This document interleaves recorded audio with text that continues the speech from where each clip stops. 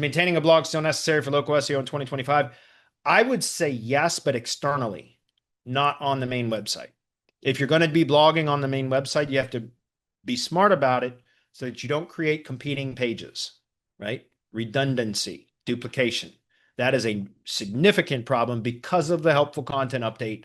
And I do a ton of audits and competitive analysis, link analysis reviews for local search queries every week. I do a number of SEO audits and competitive link analyses for local SEO or local search queries every single week. And I see that not so much cannibalization now. I see competing pages all the time, which is where there are multiple pages on the same domain that are relevant to a particular query. So Google will serve more than one page from the same domain for that query. So give it an impression, but it will be all pages will be significantly lower in the search results, the ones that were given impressions, than it would have been had only one page been relevant for that query. It would have performed and ranked higher, if that's clear. So, and I see that all the time because I see a lot of SEOs that are still, look, I did it, guys, for SEO, for local SEO. For years, all I did was publish content on the blog of the main website that would then syndicate out to syndication network properties, right? So through IFTTT is the app or the service that we would use to do the distribution, the syndication, et cetera. And it worked like crazy.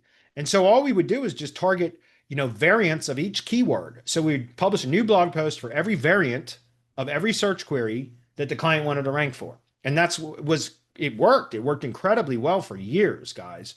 But now that's creating competing pages because it's redundancy duplication, which is inefficient for Google to crawl, and it's not helpful for users either. And so the helpful content update is specifically addressed all of that stuff as it relates to local.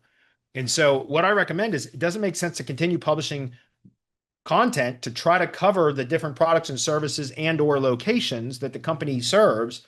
Yes, but do it externally because you want to have more content published on the web so that the large language models ingest it, so that when somebody's querying Perplexity, for example, or X or Grok or whatever, and if there's enough content out there that the language models have ingested, it's much more likely for your client to be mentioned in the chat results, right?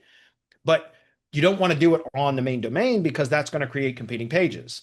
Redundancy, inefficiencies, it will lower the site quality score. So the site won't perform as well. And it's no longer on a page level basis, guys. Remember, Google looks at an individual page as part of a larger whole now.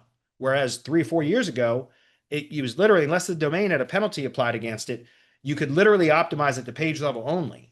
And the rest of the site could be garbage. As long as there wasn't a penalty applied, you could still rank a page. It's not like that anymore, right?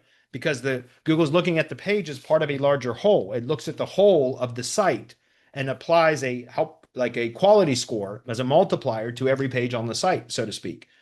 If that's clear. So I always recommend continuing publishing blog content to cover branded content, right? To publish branded content that is always tying the products or services and or locations back to the company, the brand, but do it on external blogs. Google Sites or Blogger, Tumblr, WordPress, Weebly, Medium, any of those types of kind of blogs are perfect for that.